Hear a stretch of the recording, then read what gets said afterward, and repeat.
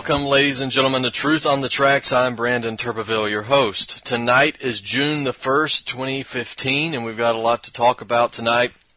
Lots of updates on the website. Of course, we're going to try to finish up and recap the situation that's taking place in Macedonia. Just because we left off on that last week, we're going to get into the Department of Defense and the Defense Intelligence Agency documents that were recently released regarding the American support of ISIS, confirming everything that we've been saying here on this show and in my articles since the beginning of the Syrian crisis. All of that is confirmed officially now by the Department of Defense and the Defense Intelligence Agency as a result of these documents that were released. We'll talk about the Julani interview with Al Jazeera. We'll talk about some of the developments that are taking place in Syria. If we have time, we'll try to mention the Jeb Bush connections to PNAC and what that means for the possibility of a military invasion of Syria or Iran on this road to a direct confrontation with Russia. So we'll try to get into a lot of that. But before we do, I want to mention that on the website, BrandonTurbeville.com, you will see that I have a number of recent posts. We've done a number of other interviews. I've done an interview with Jules over on Before the First Cup. That's up there at the website.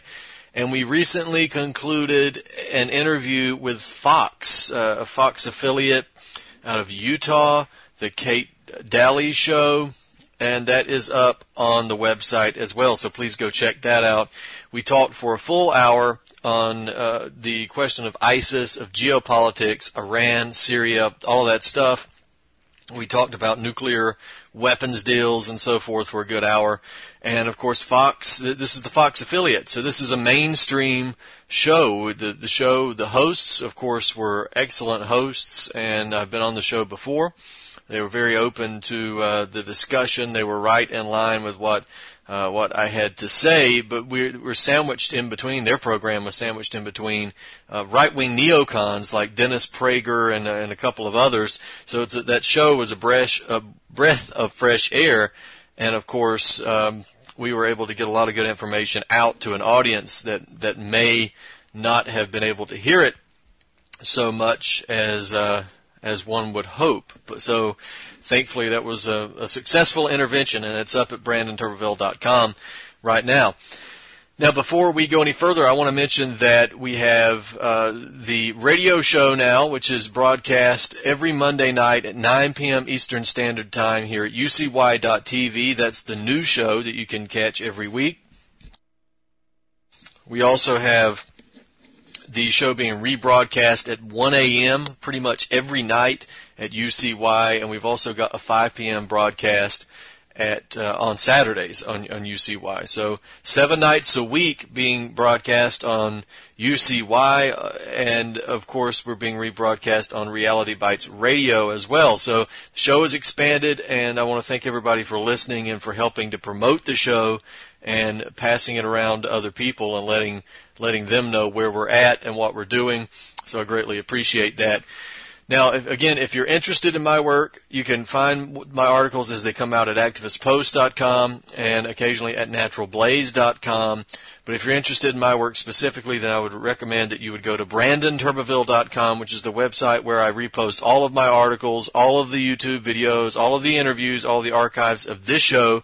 So on tomorrow morning, you should be able to find the archive of this show Tuesday afternoon at the latest. We try to get these up as soon as possible, although sometimes we run into some interference and it takes longer than expected. So with no further ado, let's jump into the situation in Macedonia. Now, the article that I'm referencing was written on May 21st. That is when I began to cover the situation in Macedonia, and the situation is still developing. It's still developing in much the same way that it was developing 10, 11 days ago. So we'll get into that. For those of you who don't know about what is happening in Macedonia, in the beginning of May of this year, there were massive protests that began erupting in Skopje, which is the biggest city there, the capital city of Macedonia. And these protests were lodged against the prime minister, which is Nikola Gruevski, and the Gruevski government. The protests were led by this guy Zoran Zaev, and they were allegedly in response to a couple of things. One is a massive spying and surveillance scandal that took place. It was allegedly aimed at Macedonian opposition people. So we'll say opposition in quotes. But this also against a number of other people. They're saying around 20,000 people were wiretapped and surveilled. We'll get into the legitimacy of that issue shortly. But there was also the killing of a young man by police in 2011, and there was an alleged cover-up of this killing, and that's not hard to believe, especially if you're an American. You can certainly relate to that. But these protests were allegedly inspired by these two issues. As a level of demands, these protests are focused on government corruption. That's pretty much the issue that they're focusing on, and that gives you the first clue, by the way, that this is a color revolution taking place. The lack of tangible demands, the whining about government corruption, not even process reforms, just the chant of we don't like it, and nothing concrete to do about it. So we got this major protest taking place on May 5th, and several other, I guess we would call them anti-government protests taking place since then. Now, some protests have been peaceful, but widespread violence has taken place from other demonstrations. There's probably been more violence than not. For instance, on the May 5th protest itself, by itself, there were violent clashes between protesters and police. There were injuries on both sides. So these things have been quite aggressive. Now, after that May 5th protest, we saw several Macedonian ministers resigning from their posts, including the interior minister who resigned as well. Gruevski, the prime minister, said no, he would not resign. He was refusing to resign because that would be cowardly behavior. So he's going to stay put, at least as long as he can. On May 17th, we had thousands more protesters on the streets of Skopje, demanding that the current government step down. But the day after that, May 18th, we had another thousands of people coming out into the streets to protest in support of the government and in support of Prime Minister Gruevski. Now, to be clear, these people who are supporting Gruevski are not doing so because they're huge fans of Gruevski. These guys are not Gruevski groupies. They are individuals who recognize that this is foreign intervention in Macedonian affairs, and that the situation and the result of these protests, if they're successful, will be worse than whatever they've got under Gruevski. So this is a similar situation to what we saw in Syria, right? So just bear that in mind. So there's pro-government protests going on. Now, there is, outside of the government offices in Skopje, we have this we have these anti-government camps that have been set up. These camps are basically tents that are set up outside the government buildings to maintain a protester presence. In other words, they're occupying the government office, outside the government office buildings at Skopje. So if you look at what's happening in Skopje and look at that in comparison to what happened with the Occupy movement, you'll see the clear signs of color revolution. Right? So already we have some similarities between that and the Occupy movement. So basically, to give you the idea of what I'm trying to get at here, my thesis that I'm going to try to demonstrate here is that we have a color revolution apparatus at work. We are seeing a tug of war between Russia and the West over the Balkan Stream pipeline and the South Stream pipeline issues. We're also seeing the idea of microstates and mini-states of Brzezinski coming into view as well. So let's look at this. George Soros, NATO, the U.S. color revolution apparatus is behind the unrest in Macedonia. For those of you who don't know, and I would imagine that most of you who listen to this show do know, but George Soros is well known for playing a major role in the funding and facilitating of the bulldozer revolution in Serbia that overthrew Milosevic back in 2000. He was also instrumental in funding and facilitating Georgia's Rose Revolution of 2003. Remember, there was that 2006 push to move Turkey toward a more Islamist government, Islamist governing structure in 2006 that he was involved with.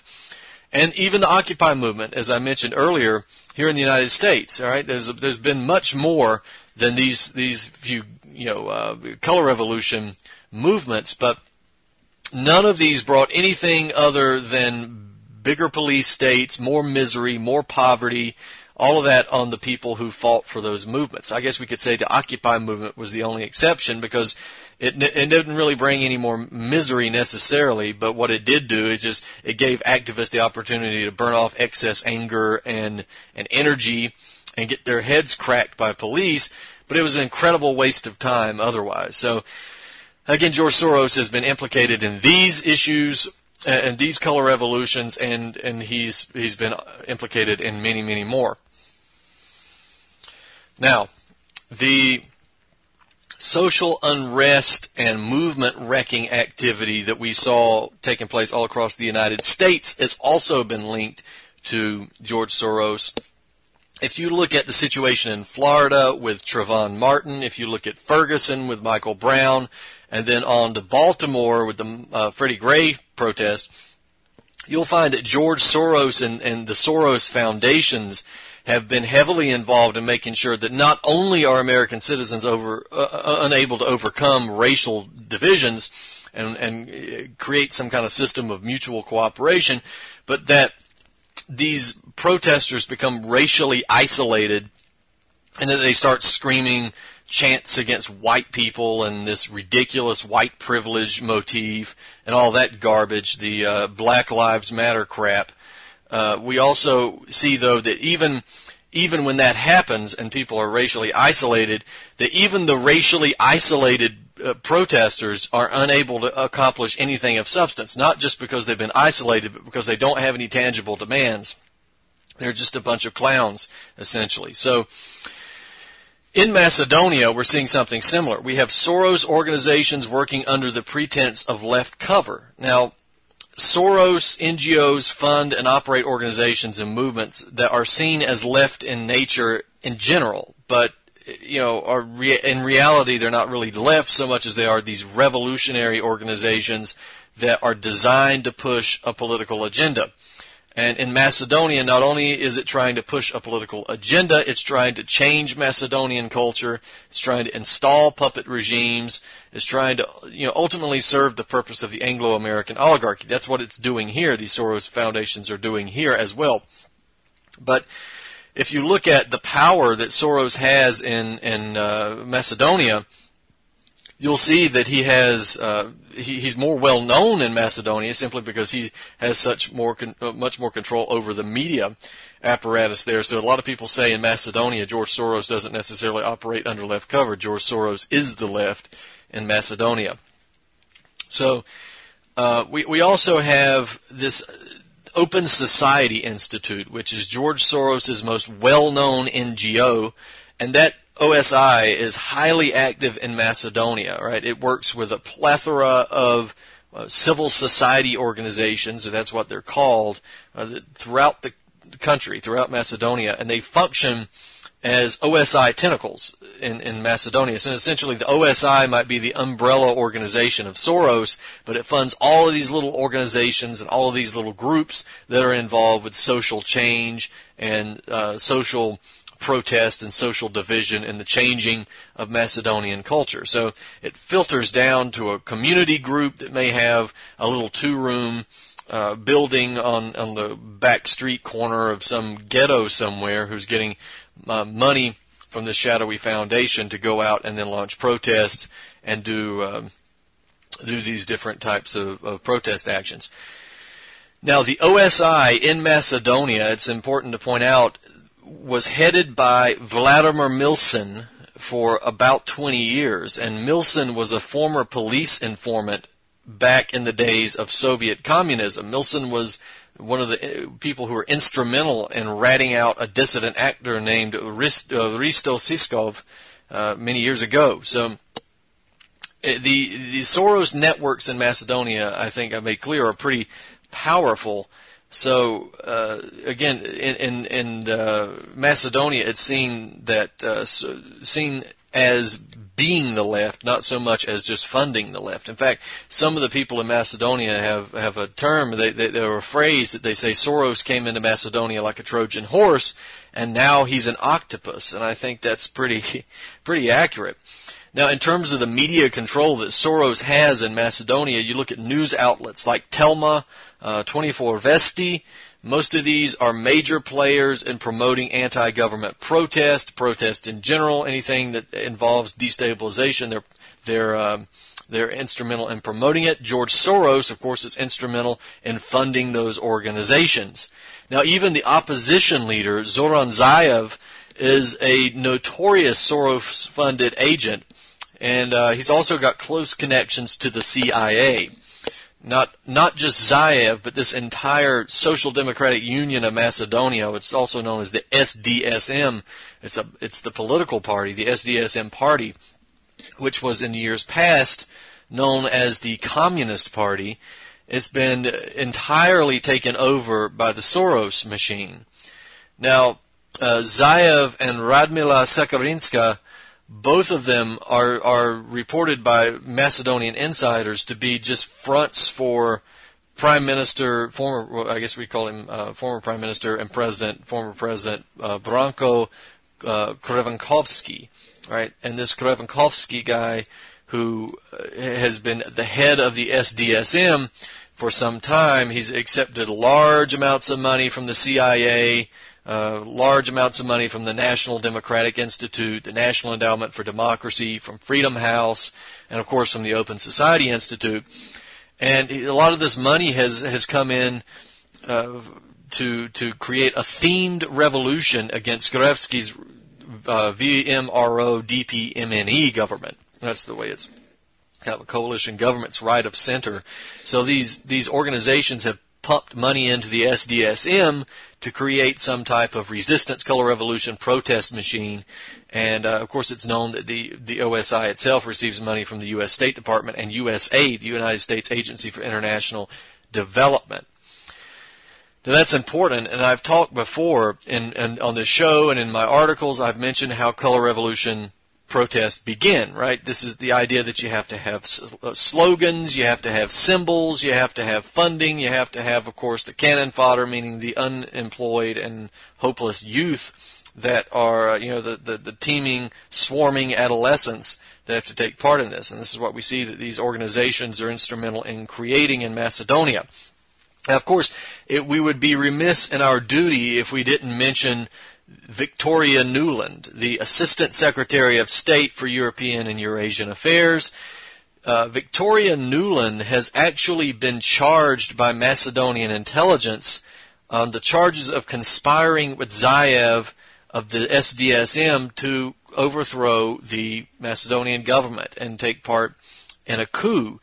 Now, we had Nuland meeting with the Macedonian Foreign Minister Nikola Popovski and President Jorge Ivanov to express this, let's say, shall we say, her displeasure at Gruevski's, charges against Zaev and the SDSM. So she was on the 51st Munich Security Conference in Germany, and she met with these foreign ministers and expressed all these problems she had with Gruevski and the fact that she and her little friend Zaev had been charged with attempting to launch a coup in Macedonia. I guess she was offended by the fact that a country or a leader of a country didn't appreciate the attempt to overthrow him and replace him with a more favorable regime. So she was charged, and she's now whining about that. Before that, though, Nuland had offered to mediate this long-standing dispute between Greece and Macedonia. There's this question over the use of the name Macedonia. There's I think the term that a lot of Greeks would like to see being used is something to the effect of the former Yugoslavian Republic of Macedonia. It's an issue with Greek culture. It goes back many years. I'm not really going to worry too much about that. I think that's really a bad issue to really have diplomatic problems with one another about. Maybe someone can enlighten me about if there's any reason I should be concerned about this, but I don't think that there is, and I'm going to move forward in that way. I simply do not think that this name issue is something that should keep these two countries at arms. I don't think that they should be having this debate necessarily. This enables people like Newland, the foul-mouthed Newland, to come in and pretend to try to negotiate these things and step in the middle of diplomatic roads and divide these two countries against one another. And they should be working together against this kind of stuff. So I think a lot of Macedonian observers looked at Newland's newfound interest in this name dispute, and they saw that it was a trap, that it was going to enable a pro-U.S. government along with this Zionist and international banker baggage that comes along with it to stage a coup and seize power. So they wanted to have a Kiev version 2.0. So I think that one of the issues is Newland and the co-conspirators there who were trying to implement this coup were a little surprised and alarmed at the speed at which Macedonian security were able to stop the coup. Right? They had police raids they conducted in Skopje and Veles. They seized 5 laptop computers. They had 3 desktop computers. Let's go through the list: 19 mobile phones, 100 CDs and DVDs, 17 hard drives, 9 savings deposit books. All these things they found, and that these things were being used by the coup plotters. And they had a number of things that were linked to George Soros and the Soros-financed NGOs that I mentioned earlier. The bank accounts that were investigated by the coup plotters, or the bank accounts belonging to the coup plotters, were full of cash deposits from the CIA that were getting, you could look at the records and you see that more and more cash were coming into these deposit boxes, essentially, from the CIA as the date of this coup that was planned was approaching. So there we go. Now, we have Russian press, Macedonian press, mentioning that George Soros has tapped into the Canvas network and enlisting Canvas to help in the Macedonian protest situation. If we look at Macedonia Online, for instance, we see a number of reports about this, and I've got those linked up into my article that I did on this issue. But they are reporting that Canvas members have managed to get themselves permanently banned from ever entering Russia. That's true, and good for Russia for doing that. All countries across the world should ban Canvas from being involved in their country, because this is the color revolution apparatus. The Soros Open Society Institute, as well as the CIA, there's been a number of other front organizations that have come together to hire Canvas to do work in Macedonia, though, according to these Macedonian press reports. And apparently what they did, they issued a memo to Macedonian students 3 weeks prior to these protests that took place in Skopje in May, that they would award the 2 best protest ideas with $1,500, which is a lot of money there.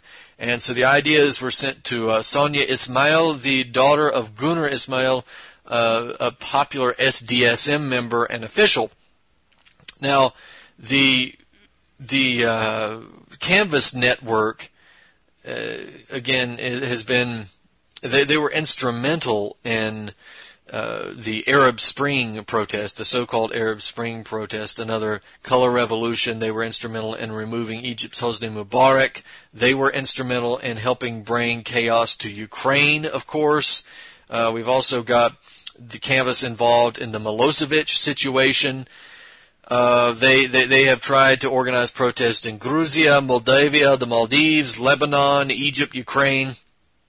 They have been in Macedonia since 2009, doing their work there, and it appears that they are going to be around for a while unless they are banned, and they should be. So we've got this Skrija Popovic. I probably butchered his first name pronunciation, who was in Ohrid to christen the opening of the Canvas Academy, where these protesters and activists are going to be trained so that they could be called on when it's time for color revolutions. It was a couple of years on, and it looks like they're about to be called on.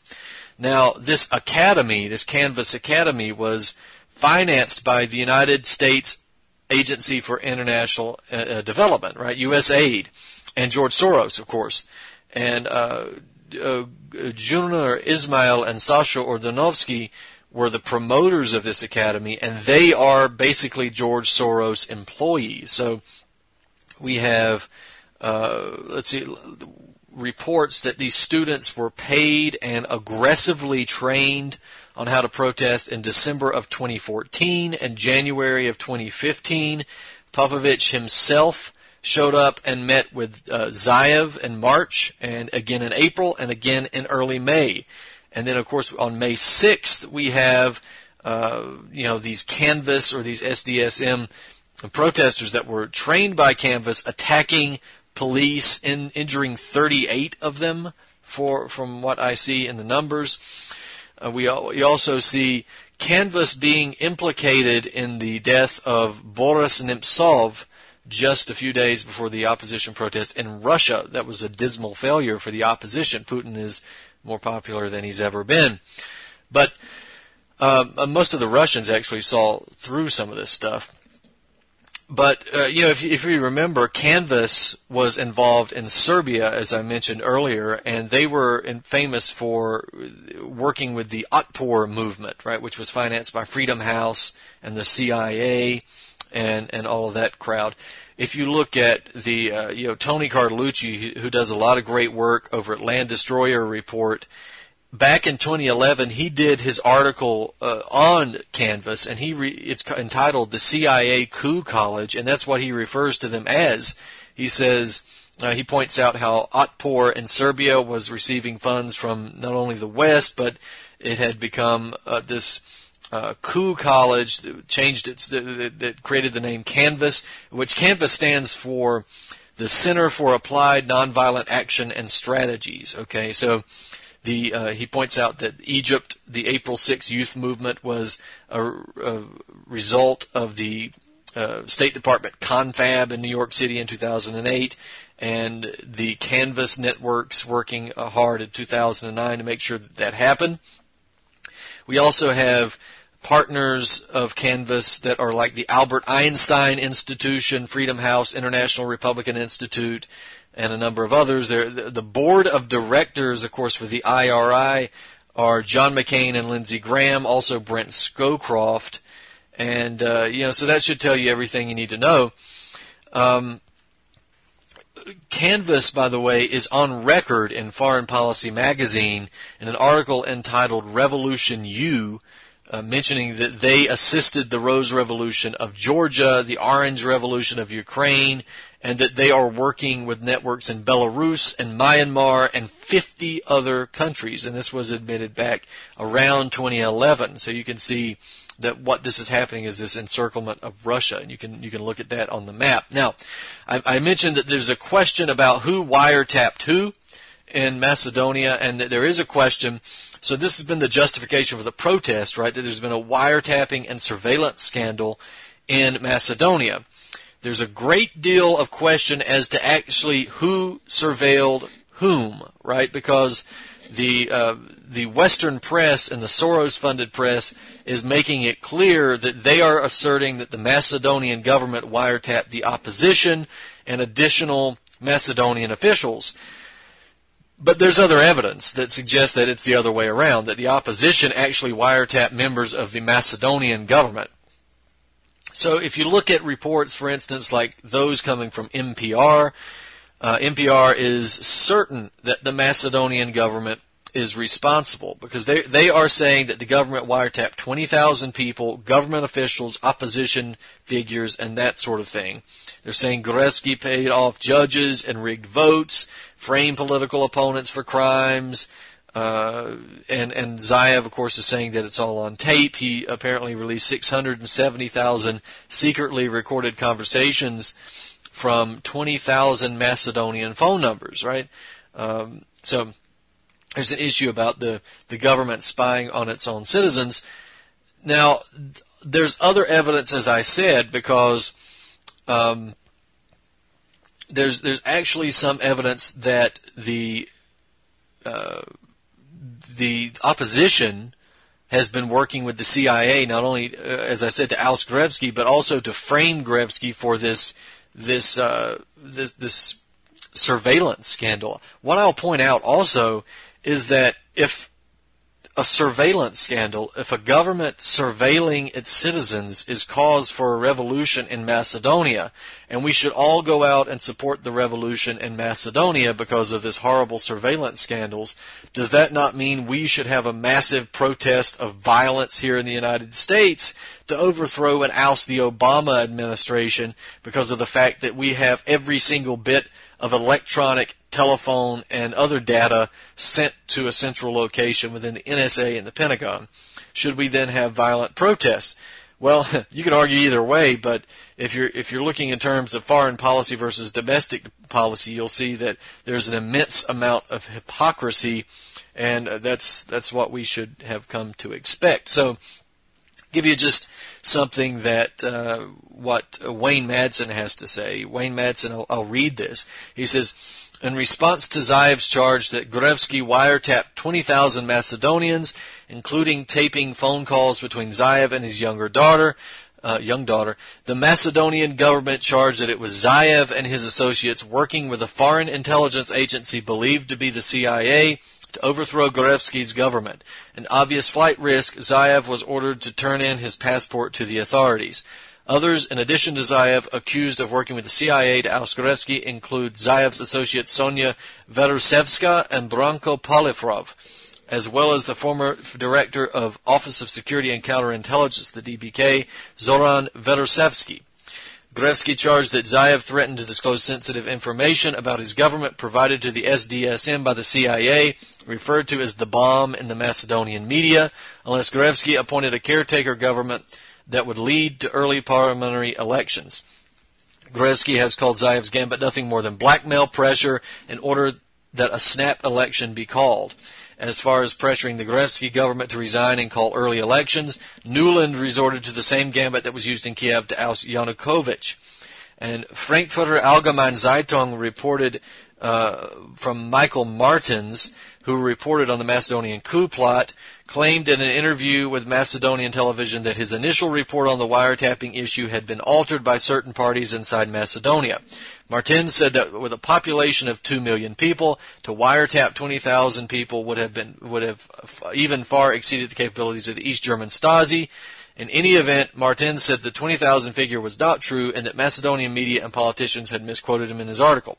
However, the truth had never been on the side of the provocateurs like Nuland and her neoconservative cabal of plotters and disinformation specialists. So what do we have? We have a counter-accusation from the Macedonian government that says, no, we didn't wiretap them, they wiretapped us, or rather, the CIA wiretapped us and provided that information to Zaev so that Zaev could use it as blackmail, or that it could be used in the event of the failure of blackmail as propaganda. And what you're seeing is the failure of that information to work as blackmail and the creation of a propaganda narrative around it in terms of surveillance. Now, I will disagree with Michael Martins that surveilling 20,000 people was beyond the scope of the Macedonian government to do. I don't believe that for a second. But the operative issue in his statement is that his initial report had been exaggerated and taken out of context and that sort of thing. In other words, it had been used for propaganda purposes. So, which one is more likely? Well, is it likely that the Macedonian government surveilled 20,000 people? Yeah, absolutely. I think so. Is it also likely that the CIA, who's virtually involved with the NSA and so forth in wiretapping everybody, that especially a country which they would like to see destroyed by a color revolution, that they wiretapped the Macedonian government and attempted to use it as blackmail? Well, absolutely. And given the fact that we see George Soros networks, U.S. State Department network, color revolution apparatus networks at work in Macedonia and a color revolution taking place, then I think that the credibility factor has to go to the story provided by the Macedonian government. I would have to say that it's much more likely that the CIA is attempting to use this for propaganda purposes and blackmail purposes. Now, the methods that are being used in Macedonia involve the play and the capitalization upon the ethnically and nationalistically susceptible state. Right? We have Macedonia was formed in 1991. And ever since it was founded, it has found itself at odds with Greece regarding this name issue. It's also found itself at odds with Bulgaria. And I think that has something to do with territorial controversy. It has issues with Kosovo. It has issues with Serbia. It has issues with Albania, right? And these issues stem from the question of ethnic Albanians, because this movement has emerged of a greater Albania, and because they have this Albanian minority, the Albanian activists and so forth tend to flirt with separation from Macedonia, and they do this partly because Albanians, they're a minority in Macedonia, but they're about 25% of the population, so they're a minority, but they're a sizable minority. So if you tick them off, you have quite the situation on your hands. Now, again, they can be tempted to push for this greater Albania on the same model, basically, as that the Kurds in Iraq or Iran and Syria and Turkey push for a Kurdistan. Because of this firm grip that Soros and his networks have on the Macedonian media, it's easier to disseminate a certain viewpoint to the population than in a country with vastly competing viewpoints. And this is especially relevant in Macedonia because the total population of Macedonia is only about 2 million people. So the goal of reaching the majority of the population with that information or message or propaganda is a greater possibility because of the small amount of people that live there to begin with. So the reasons for the color revolution. This is something we have to touch on because this involves Russia and the U.S. and the confrontational stance that's being taken there as well. We have this attempt for geopolitical positioning, geostrategic jostling, and basically the desire for political influence. A lot of there's very rarely just one reason for a major push like this. But I think the most acute issue that regarding Macedonia right now is the question of the Balkan Stream pipeline. In other words, the Turkish Stream pipeline. The Balkan Stream is basically a Russian restart of the South Stream pipeline, right? The South Stream pipeline would have gone from Russia through the Black Sea to Bulgaria, onto Serbia, Hungary, Slovenia, and then Austria. And that oil and gas would have then been delivered to Europe. And the project was abandoned after Bulgaria got bullied by the European Union and the United States into reneging on its promise to participate in it, right? Because that would have allowed the Russians to have an even greater foothold and firm grip on basically putting the European Union over a barrel by the fact that they provide so much energy. That would have just advanced those tentacles even further. Now, the Balkan Stream pipeline, since the South Stream was abandoned, is a plan to take Russian gas and oil from Russia, bring it through Turkey, into Greece, into Macedonia, then into Serbia, Hungary, and Austria. Now, it's going to, as I said, it's going to be a replacement for the South Stream pipeline. It's going to be an alternate route to provide oil and gas to Europe. And now, they have, especially considering that the decision to do that, it means bypassing Ukraine. And they're going to attempt to bypass Ukraine by 2019. Now, it's important because Russia provides Europe with about 30% of its energy. That's about a third of its energy.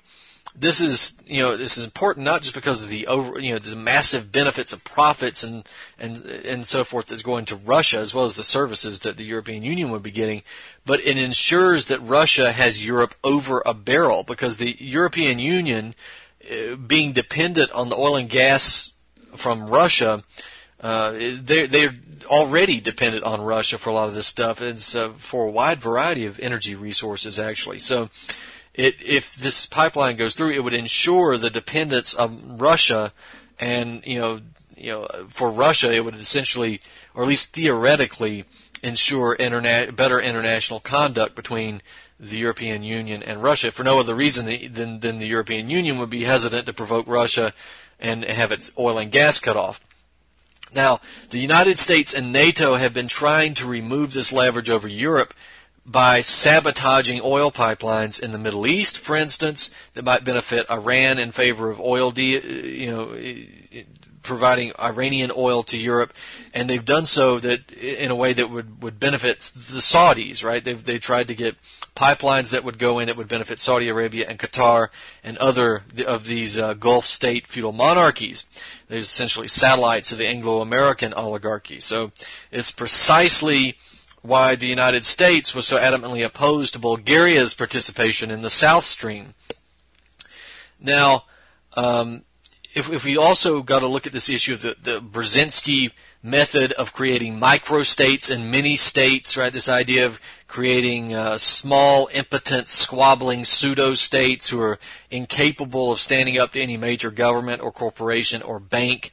Basically a planet of people who are incapable of viewing anything other than this convenient scapegoat given to them by the world oligarchy. They're unable to resist the power and will of that oligarchy, right? It's always, the scapegoat's always going to be your neighbors. It's always going to be somebody of a different race, of a different ethnicity, a different nationality, different religion, and that sort of thing. So the last point I want to make about Macedonia, the attempt to present the Macedonian color revolution as the legitimate will of the Macedonian people is reminiscent of Syria and Libya and Ukraine. That can be easily disproven by talking with Macedonians, right? The Macedonian public is somewhat more hesitant to believe their media, understanding that it's owned by billionaires, than Americans are doing, because Americans are apt to believe anything they're told if it's told to them through a box. So this is not exactly the culture in Macedonia. Unfortunately, though, that is something that remains to be seen. So we're going to see how this develops. There's still massive protests, still a lot of tension taking place in Macedonia right now. I'd recommend that you go read my article, What in the World is Happening in Macedonia, to really fully understand that. Now, we've got some time. I can talk about the Department of Defense documents. Now, we had this Judicial Watch FOIA request that went in regarding the Benghazi situation, right? They were trying to get documents regarding Benghazi, and what they were unable to get those documents by basic legitimate means, by asking through FOIA to get those documents. They ended up having to file a lawsuit against the Department of Defense, and they filed that lawsuit on May 18th. They were able to get the documents as a result of the lawsuit. On May 18th, they published those documents.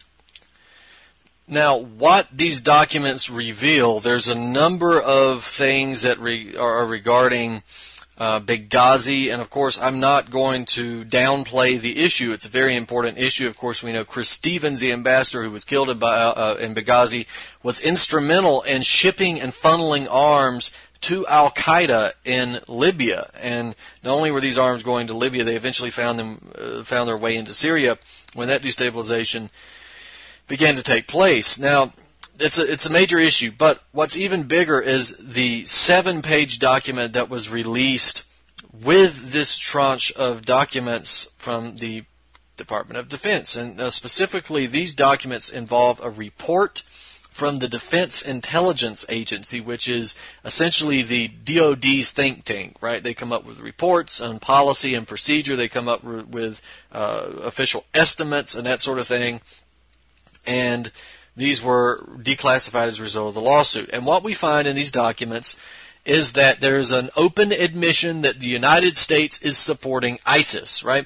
This will demolish the official story of Western governments promoting this idea that the Syrian crisis was just a rebellion, and it was organic, and it was grassroots, and made up of moderates and freedom-loving democracy protesters who were somehow infiltrated by Al-Qaeda, and now Al-Qaeda and ISIS and al-Nusra make up for a part of the rebellion. Well, remember, we have Noam Chomsky saying that anybody who believes that the U.S. government supporting ISIS is a conspiracy theorist. Well, Noam has proven that it's time for Noam to retire because these documents prove this man wrong yet again.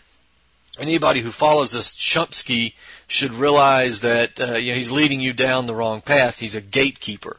Now, look at these documents. What they say is clearly, they quote, the Salafist, the Muslim Brotherhood, and the Al-Qaeda in Iraq are the major driving forces behind the insurgency in Syria. Okay, then it says the West, Gulf countries, and Turkey support the opposition, while Russia, China, and Iran support the regime. Okay, it also says later, Al-Qaeda in Iraq supported the Syrian opposition from the beginning, both ideologically and through the media. So in other words, they're admitting from the very beginning, these weren't moderates, they were Muslim Brotherhood, they were Salafists, they were Al-Qaeda. And they say that the West, the Gulf, and Turkey supported them. Okay, so we can go a little bit further into these documents when we have time.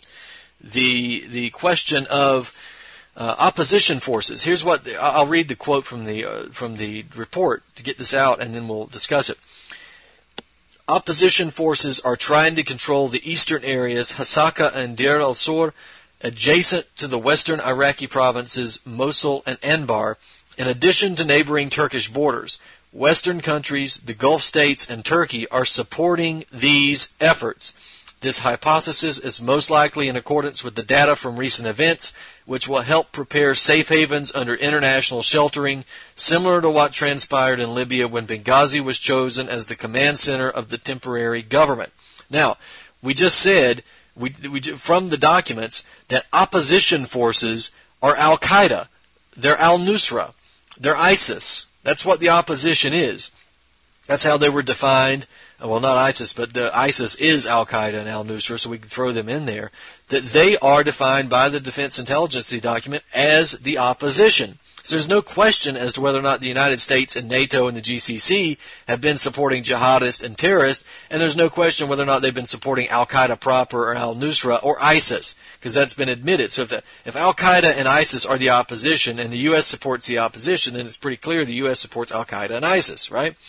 Now, notice also that they point out that there is a plan to establish buffer zones and safe zones in Syria, much like they did in Libya. And you remember that when they put in this buffer zone, there was a no-fly zone, and basically it was an invasion. It was a bombing campaign against the Gaddafi government, and ended in the murder of Gaddafi and the absolute destruction of a country who had the highest living standards in Africa.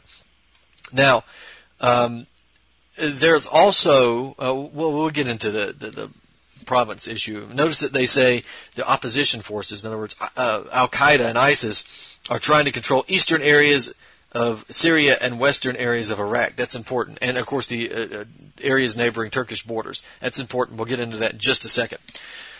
Now, I want to go back to the document because it refers to the geopolitical concerns as to what's going on here. And this is what the document says. If the situation unravels, there is the possibility of establishing a declared or undeclared Salafist principality in eastern Syria, Hasaka, Deir al-Sur, and this is exactly what the supporting powers to the opposition want, in order to isolate the Syrian regime, which is considered the strategic depth of the Shia expansion, Iraq and Iran. Okay. This Salafist principality, a declared or undeclared Salafist principality, in eastern Syria and western Iraq. Well, what is that? That's the Islamic State. Now, what does the document say about this principality? This is exactly what the supporting powers to the opposition want.